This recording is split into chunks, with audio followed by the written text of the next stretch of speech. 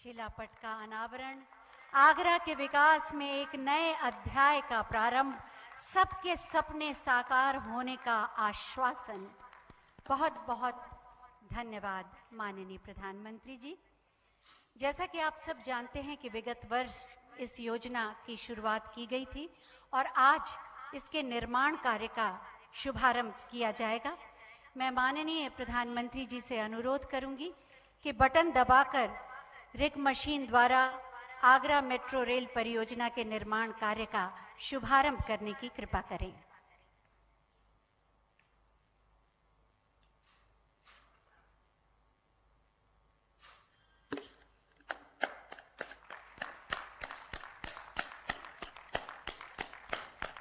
माननीय प्रधानमंत्री जी ने बटन दबाया और रिग मशीन ने इसका निर्माण कार्य प्रारंभ कर दिया।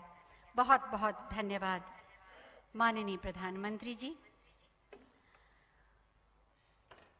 प्रकल्प और विकल्प से देश का कायाकल्प करने वाले आत्मनिर्भर भारत के रूप में एक नए राष्ट्र का निर्माण करने वाले माननीय प्रधानमंत्री जी से अब हम बहुत ही आदर के साथ अनुरोध करेंगे कि अपने आशीर्वचनों से हमारा मार्गदर्शन करें। आप सबकी जोरदार तालियों के साथ मेरे साथ बोलिए, भारत माता की।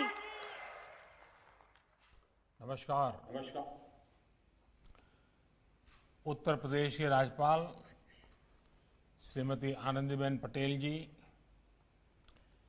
केंद्रीय मंत्रिमंडल में मेरे साथी श्री हरदीप सिंह पुरी जी, उत्तर प्रदेश के लोकप्रिय मुख्यमंत्री श्रीमान योगी आदित्यनाथ जी, यूपी सरकार में मंत्री चौधरी उदयभान सिंह जी, डॉक्टर DS धर्मेश जी, संसद में मेरे साथी प्रोफेसर SP सिंह बघेल जी, श्री राजकुमार चाहर जी, श्री हरिद्वार दुबे जी, अन्य जनप्रतिनिधिगण और आगरा के मेरे प्यारे भाई और बहनों, आप सभी को मेट्रो का काम शुरू होने पर बहुत बहुत बधाई। आगरा के पास बहुत पुरातन पहचान तो हमेशा रही है। अब इसमें आधुनिकता का नया आयाम जुड़ रहा है। सैकड़ों वर्षों का इतिहास संजोए ये शहर अब 21वीं सदी के साथ कदम ताल मिलाने के लिए तैयार हो रहा है। भाइयों और बहनों, आगरा में स्मार्ट सुविधाएं विकसित करने के लिए पहले ही लगभग 1000 करोड़ रुपए के प्रोजेक्ट्स पर काम चल रहा है। पिछले साल जिस कमांड एंड कंट्रोल सेंटर का शिलान्यास करने का मुझे सौभाग्य मिला था, वो भी बनकर तैयार है। मुझे बताया गया है कि कोरोना के समय में ये सेंटर बहुत उपयोगी सिद्ध हुआ। अब 8000 करोड़ रुपए से अधिक का ये मेट्रो प्रोजेक्ट आगरा में स्मार्ट सुविधाओं के निर्माण से जुड़े मिशन को और मजबूत करेगा। साथियों, बीते 6 सालों में यूपी के साथ ही पूरे देश में जिस स्पीड और स्केल पर मेट्रो नेटवर्क पर काम हुआ, वही सरकार की पहचान और प्रतिबद्धता दोनों को दर्शाता है। 2014 तक देश में लगभग 225 किलोमीटर मेट्रो लाइन ऑपरेशनल हुई थी। साल 2014 के बाद के 6 वर्षों में देश में 450 किलोमीटर से ज्यादा मेट्रो लाइन देश भर में ऑपरेशनल है और लगभग 1000 किलोमीटर मेट्रो लाइन पर तेज गति से काम भी चल रहा है। आज देश के 27 शहरों में मेट्रो का काम या तो पूरा हो चुका है या फिर काम अलग अलग चरणों में है। यूपी की ही बात करें तो आगरा मेट्रो सुविधा से जुड़ने वाला ये यूपी का 7वां शहर है। और इनके बीच एक और बात बहुत विशेष है। देश में सिर्फ मेट्रो रेल नेटवर्क ही नहीं बन रहे हैं, बल्कि आज मेट्रो कोच भी मेक इन इंडिया के तहत भारत में ही बन रहे हैं। यही नहीं, जो सिग्नल सिस्टम है उसका भी पूरी तरह से भारत में ही निर्माण हो, इस पर भी काम चल रहा है। यानी अब मेट्रो नेटवर्क के मामले में भी भारत आत्मनिर्भर हो रहा है। भाइयों और बहनों, आज के नए भारत के सपने उतने ही बड़े हैं, उतने ही विराट हैं, लेकिन सिर्फ सपने देखने से काम नहीं चलता। सपनों को साहस के साथ पूरा भी करना पड़ता है। जब आप साहस के साथ, समर्पण के साथ आगे बढ़ते हैं तो कोई भी बाधा आपको रोक नहीं सकती। भारत का सामान्य युवा, भारत के छोटे शहर आज यही साहस दिखा रहे हैं, यही समर्पण दिखा रहे हैं। 20वीं सदी में जो भूमिका देश के मेट्रो शहरों ने निभाई, उसी भूमिका को विस्तार देने का काम अब हमारे आगरा जैसे छोटे शहर कर रहे हैं। छोटे शहरों को आत्मनिर्भर भारत की धुरी बनाने के लिए ही अनेक विकास पर बहुत ज्यादा जोर दिया जा रहा है।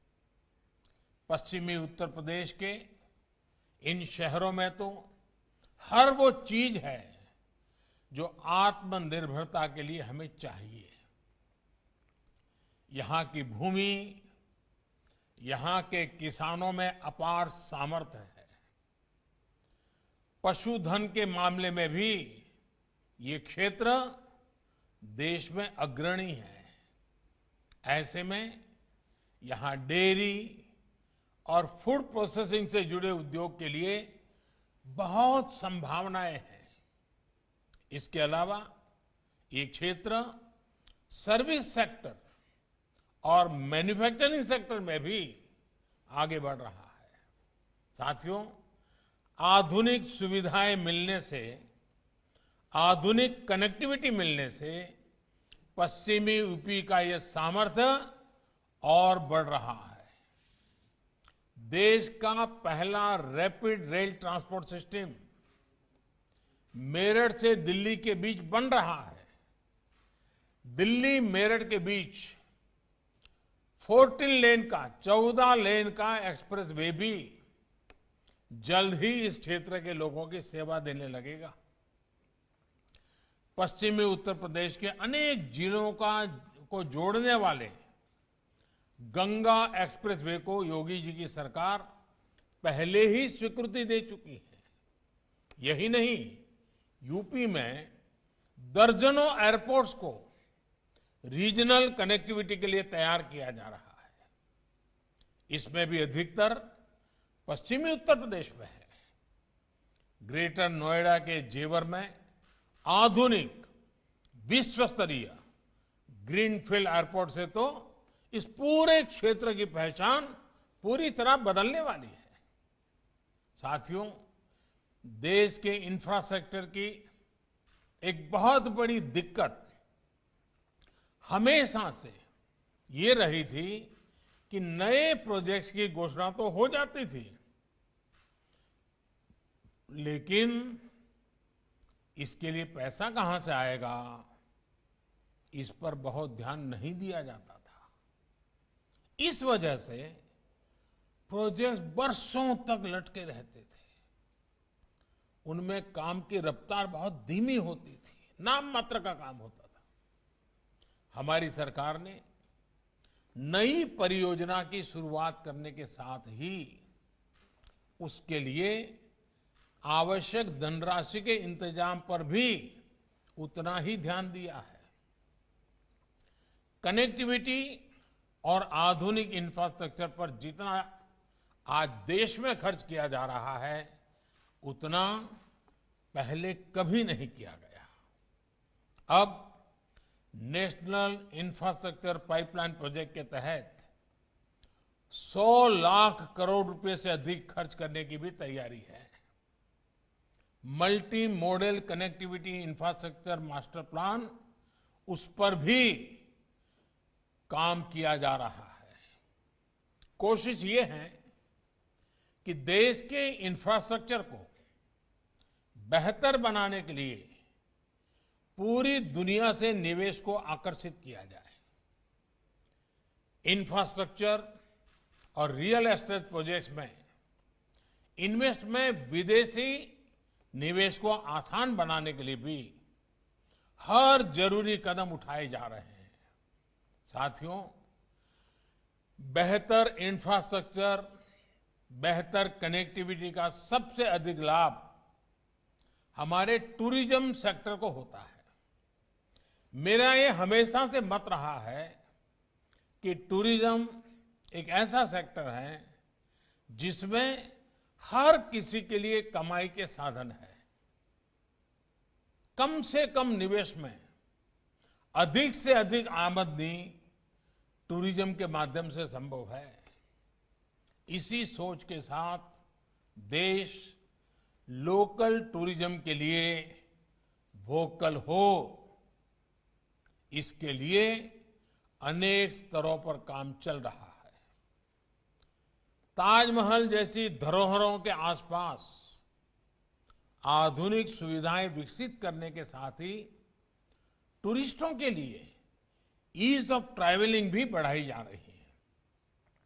सरकार ने न सिर्फ ई वीजा स्कीम में शामिल देशों की संख्या में काफी वृद्धि की है, इसके साथ ही होटल रूम टैरिफ पर टैक्स को भी काफी कम किया है। स्वदेश दर्शन और प्रसाद जैसी योजनाओं के माध्यम से भी टूरिस्टों को आकर्षित करने के प्रयास किए जा रहे हैं। सरकार के प्रयासों से भारत अब ट्रैवल और टूरिज्म कॉम्पिटिटिवनेस इंडेक्स में 34वें नंबर पर आ गया है, जबकि 2013 में भारत इसी इंडेक्स में 65वें नंबर पर रुका पड़ा था। आज वहां से इतनी प्रगति हुई है। मुझे उम्मीद है जैसे जैसे कोरोना की स्थिति सुधरती जा रही है, वैसे ही बहुत जल्द ही टूरिज्म सेक्टर की रौनक भी फिर से लौट आएगी। साथियों,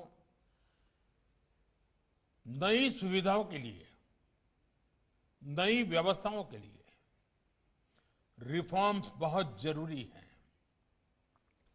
हम पिछली शताब्दी के कानून लेकर के अगली शताब्दी का निर्माण नहीं कर सकते। जो कानून पिछली शताब्दी में बहुत उपयोगी हुए, वो अगली शताब्दी के लिए बोझ बन जाते हैं। और इसलिए रिफॉर्म ये लगातार प्रक्रिया होनी चाहिए। लोग अक्सर सवाल पूछते हैं कि पहले की तुलना में अब हो रहे रिफॉर्म्स ज्यादा बेहतर तरीके से काम क्यों करते हैं? पहले की तुलना में अब अलग क्या हो रहा है? कारण बहुत ही सीधा है। पहले रिफॉर्म्स टुकड़ों में होते थे। कुछ सेक्टरों कुछ विभागों को ध्यान में रख के होते थे। अब एक संपूर्णता की सोच से रिफॉर्म्स किए जा रहे हैं। अब जैसे शहरों के विकास के को ही हम ले लें। शहरों के विकास के लिए हमने 4 स्तरों पर काम किया है। बीते समय से चली आ रही समस्याओं का समाधान हो, जीवन ज्यादा से ज्यादा सुगम हो, ज्यादा से ज्यादा निवेश हो और शहरों की व्यवस्थाओं में आधुनिक टेक्नोलॉजी का उपयोग अधिक हो। भाइयों और बहनों, रियल एस्टेट सेक्टर की क्या स्थिति थी, इससे हम भली भांति परिचित हैं। घर बनाने वालों और घर खरीदारों के बीच भरोसे की एक खाई आ चुकी थी। कुछ गलत नियत वाले लोगों ने पूरे रियल एस्टेट को बदनाम करके रखा था। हमारे मध्यम वर्ग को परेशान करके रखा था। इस परेशानी को दूर करने के लिए रेरा का कानून लाया गया। हाल में कुछ रिपोर्ट जो आई है वो बताती हैं कि इस कानून के बाद मिडिल क्लास के घर तेजी से पूरे होने शुरू हुए हैं। इसी तरह हमारे शहरों में एक और बड़ी समस्या है, बड़ी संख्या में खाली पड़े घरों की। ये तब है जब बड़ी आबादी को किराए पर घर मिलने में भी परेशानी होती है। इस समस्या को दूर करने के लिए भी एक मॉडल कानून बनाकर राज्यों को दिया जा चुका है। साथियों, शहरों का जीवन आसान बनाने के लिए आधुनिक पब्लिक ट्रांसपोर्ट से लेकर हाउसिंग तक चौतरफा काम चल रहा है। यहां आगरा से ही प्रधानमंत्री आवास योजना की शुरुआत हुई थी। इस योजना के तहत शहरी गरीबों के लिए 1 करोड़ से ज्यादा घर स्वीकृत हो चुके हैं। शहर के मध्यम वर्ग के लिए भी पहली बार घर खरीदने के लिए मदद की जा रही है। अब तक 12.5 लाख से ज्यादा शहरी मध्यम वर्गीय परिवारों को भी घर खरीदने के लिए लगभग 28,000 करोड़ रुपए की मदद दी जा चुकी है। अमृत मिशन के तहत देश के सैकड़ों शहरों में पानी, सीवर जैसे इंफ्रास्ट्रक्चर को अपग्रेड किया जा रहा है। शहरों में सार्वजनिक टॉयलेट्स की बेहतर सुविधाएं हो, वेस्ट मैनेजमेंट की आधुनिक व्यवस्था हो, वेस्ट मैनेजमेंट को प्रायोरिटी देने के तरीके हो, इसके लिए स्थानीय निकायों को मदद दी जा रही है। भाइयों और बहनों, आज शहरी गरीब को मुफ्त इलाज मिल रहा है और मध्यम वर्ग को सस्ती दवाई मिल रही है, सस्ती सर्जरी उपलब्ध कराई जा रही है। सरकार की कोशिशों से बिजली से लेकर मोबाइल फोन तक उस पर खर्च बहुत कम हुआ है। एजुकेशन लोन से लेकर होम लोन तक ब्याज की दरें कम की गई है। ये भी पहली बार हुआ है जब रेहड़ी, ठेले, फेरी वाले छोटे उद्यमों को बैंकों से सस्ता ऋण उपलब्ध कराया गया है। यही तो सबका साथ, सबका विकास, सबका विश्वास है। भाइयों और बहनों, ये जो रिफॉर्म्स बीते कुछ समय से किए जा रहे हैं, उनसे देश में नया आत्मविश्वास आया है। विशेष तौर पर देश की बहनों, बेटियों तक जिस प्रकार सरकारी लाभ पहुंचा है, वो सचमुच में अगर बारीकियों में जाएंगे तो आपको भी संतोष देगा। पहले की तुलना में आपके अंदर भी एक नया विश्वास भरेगा। हर रोज दूर सुदूर से अनेक चिट्ठियां मुझे मिल रही है। मीडिया के माध्यम से बहनों बेटियों की भावनाएं मुझ तक पहुंच रही है। माताओं बहनों के इसी आशीर्वाद से मैं वाकई भाव विभोर हूं। देश की बहनों बेटियों, देश के युवाओं, देश के किसानों, देश के श्रमिकों, कर्मचारियों, व्यापारियों का विश्वास बीते हर चुनाव में दिख रहा है। यूपी सहित देश के कोने-कोने में चुनाव के नतीजों में ये विश्वास झलक रहा है। 2-3 दिन पहले तेलंगाना में, हैदराबाद में गरीब और मध्यम वर्ग ने सरकार के प्रयासों को अभूतपूर्व आशीर्वाद दिया है। आपका साथ और आपका समर्थन ही मेरी प्रेरणा शक्ति है। देशवासियों की छोटी से छोटी खुशी मुझे नए नए काम करने की हिम्मत देते हैं, नए इनिशिएटिव लेने की ताकत देते हैं, ताकि मैं आपकी भलाई के लिए और ज्यादा कर सकूं। आत्मनिर्भरता का ये आत्मविश्वास यूं ही निरंतर मजबूत होता रहे, विकास के कार्य ऐसे ही बढ़ते चलें, इसी कामना के साथ आपको मेट्रो प्रोजेक्ट की फिर से बहुत बधाई। लेकिन एक बात मैं जरूर याद कराऊंगा, कोरोना के टीका का इंतजार है। और पिछले दिनों में जब वैज्ञानिकों से मिला तो अब कोई ज्यादा देर होगी ऐसा नहीं लगता है। लेकिन संक्रमण के बचाव को लेकर हमारी सावधानी में कोई कमी नहीं आनी चाहिए। मास्क, 2 गज की दूरी, ये बहुत जरूरी है। आप इसका ध्यान रखेंगे, इसी विश्वास के साथ आप सबका बहुत बहुत आभार, धन्यवाद। बहुत बहुत धन्यवाद माननीय प्रधानमंत्री जी। आपकी प्रेरणादायी वाणी हमेशा ही हमारे अंदर साहस और बल का संचार करती है और साथ ही सपनों को सच करने की प्रेरणा भी देती है। आपका बहुत बहुत धन्यवाद, आभार। Well, Prime Minister Narendra Modi there inaugurating work on the Agra Metro Rail project. He spoke about how India is fast becoming Atmanirbhar in terms of metro connectivity. He stressed on tourism as a great source of income and